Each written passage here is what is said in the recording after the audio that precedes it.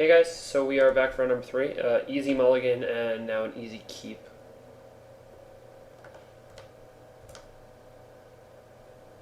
Once again, we're leading with Double Forest. So Grim Guardian seems to be okay in this deck, although if you can get like 2 or 3 Grim Guardians somehow, some way, like it seems as though you'd be able to go off. Just like Grim Guardians, Krufix's Insights, things like that. Obviously, it need to be like straight triple journey.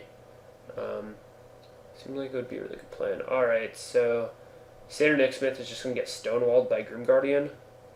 So I'm not too upset about that.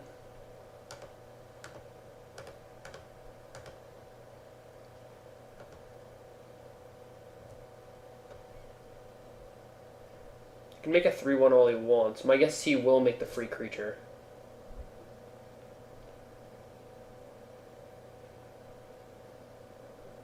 I wouldn't imagine him not doing so here. Alright. Not quite sure if he's going to attack or not. He may attack and then just like have coordinated assault. And like blow us out if we block the 3-1. Other 1-mana tricks he could have are like Spark Jolt and just like trade the 3-1 and a Spark Jolt for us. But I mean, we're just straight blocking the Satyr Nicksmith here. We don't want it to get out of hand. Wow, that was a good draw. Alright.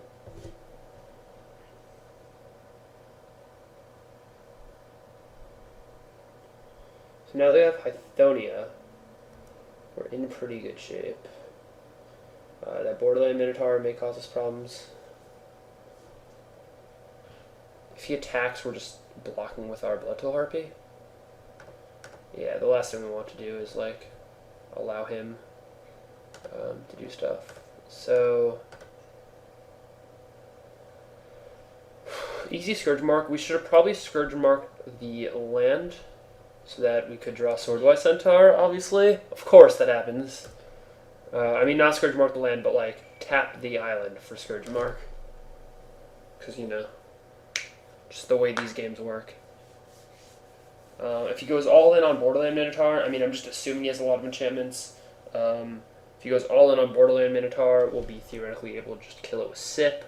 We also now have Hythonia up, so that's good for next turn. We're just taking 4,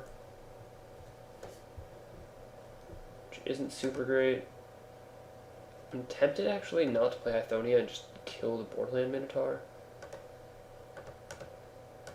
Yeah. Alright, I mean, that's our problem creature. If he suits up his Akro and Crusader, that could also be an issue. But right now, even if he takes our guy somehow, he's not dealing us lethal. Okay, so now he would be dealing us 1 point away from lethal, basically. So basically, not being able to play the Swordwise Centaur with that Scourge Mark is just ruining us, because we would have taken 4 less by being able to block it. And that is the game. Alright, yeah, so if we play Hythonia there, we still die. So that's not an issue. So going into sideboarding, my guess is we want to take blue out of the deck, just because his deck seems so focused. We'll put in Way to the Underworld.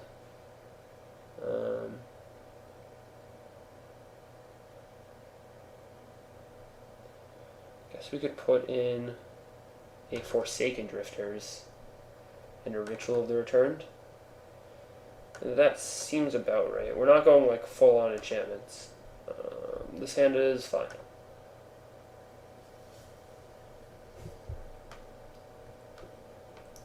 I mean, overall, pretty happy with our deck.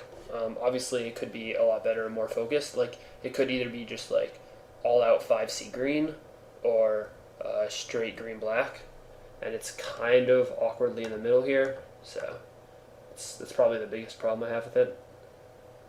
Just need to hit a land here. Any land, yep. Doesn't bother me too much because it's not like a Hythonia or a Gold Forge Sentinel. It's not something like that that can just take over and win the game. It's also not like a Swarmborth Giant or whatever. All those cards just have the ability to end the game very quickly.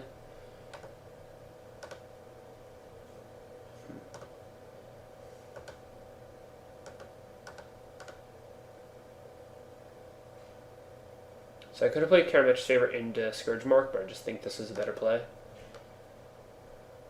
Next turn, we're going to be able to play Market Festival, and then Gold Forge Sentinel.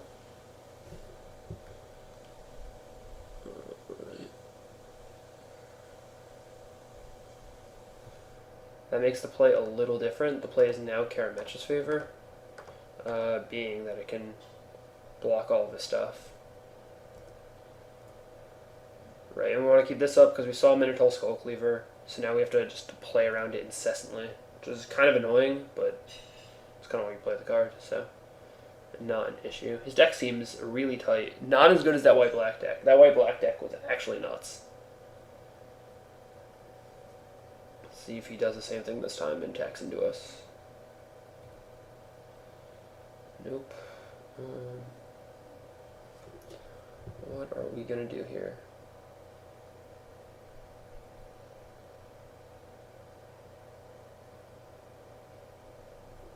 Can just straight slam Gold Forge Sentinel. Could also, so let's say we play a land, and we Nihilius Presence, then it's 1, 2, 3, 4, 5, 6. Then we can still play Gold Forge Sentinel. Alright. That makes a lot more sense then. What about if we play Karametra's Favor as well? 2. And then 1, 2, 3, 4, 5, 6. That would also work if we play Karametra's Favor. 2, 3, 4. Could also probably figure out a Market Festival plan. I don't think we want to tap Satyr Wayfinder this turn. So I'm pretty sure I'm okay with just slamming the Gold Forge Sentinel. Seems like the best play, so I'm comfortable making it. This deck is really weird to sequence, and so I'm sure I'm doing a lot of things wrong. So just, as always, let me know in the comments. I try to respond to everyone who comments on the videos, so I hope you guys have been enjoying the feedback that I've been able to give you. And yeah, that's pretty much it. The other place you can ask me questions is on Twitter, at Samball49. That's a good place for it. I've also been doing this thing on a website called Quora, which is like an AMA website, except you just ask questions in general, and if someone happens to know the answer, they'll, answer it for you. That's a pretty cool place to find me as well. All those things are really just great for interaction, I suppose. I definitely love Magic, think about it, play it all the time. So, the more people have to talk about it with, the merrier, of course. Blocking the Nick Smith, no interest in getting blown out by a Johnny's Presence here. So I don't want to block the Elemental. But, yeah, okay. So my hunch was correct.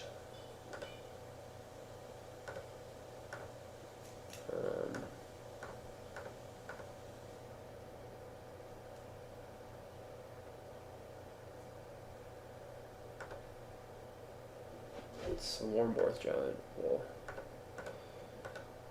that's a good card.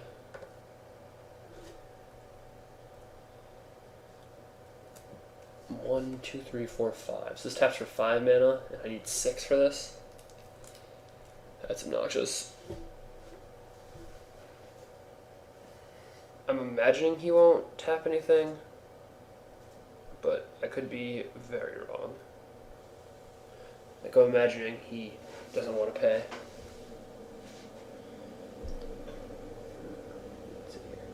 Because if he pays, yeah, he can't.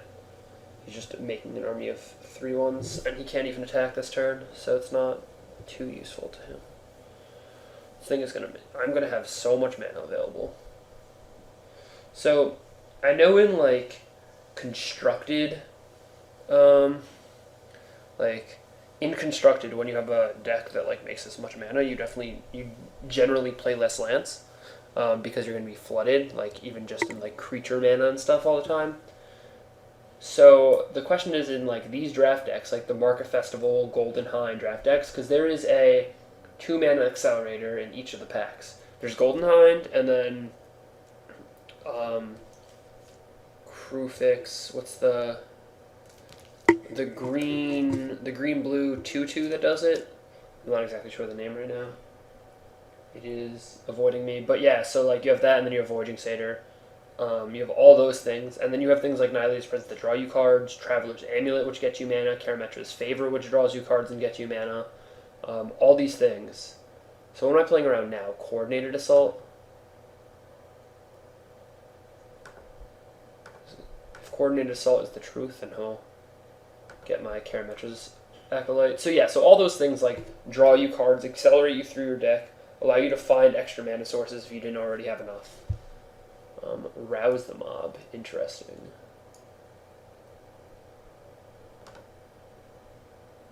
Well, as they say, that draw happened to be pretty good.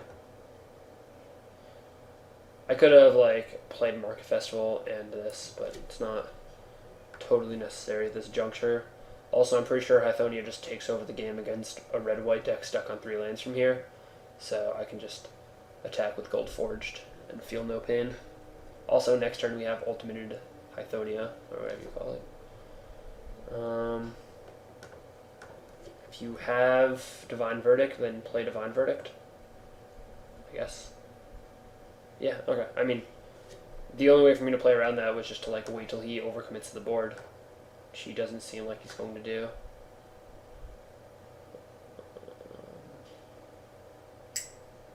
So I don't think I can erase him, even though I'd be winning at this point. That was kind of silly, I guess, but I don't really think I could have played around it. Like, I could have played defense for a long time and then, like, stocked up things in my hand, but he wouldn't have committed to the board either. He would have just had to keep Divine Verdict up most of the game. So maybe that's advantageous to us, but I'm not exactly sure. If you have a second one here, it's the same thing. Like, I can't play around it all game.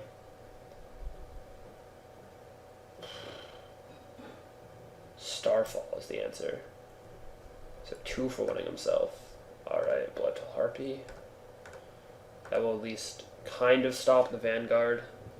I'm assuming he just has another removal spell. Here, our best outs are another Gold Forge Sentinel. Wow, so we're going to go to 6 and trade with the Vanguard. Yeah, our best out is definitely another Gold Forge Sentinel. Golden Hind does not count. We're going to need to draw a creature next turn, or have him not have a kill spell. Alright, yeah, so we were very much winning this game, and then we kind of, yep, that's going to be it. And then we got ourselves into a losing position by just dying to that Divine Verdict, which is super silly. Alright, guys. Sorry about that poor play. That's one of those games where I come out of it, and I'm like, I'm not exactly sure what I could have done better, but I'm pretty sure there was something. So please, as always, let me know in the comments. I thought this deck was pretty sweet, so I'm sad to only 1-2 with it. But hey, hope you guys had fun, and I'll see you next time.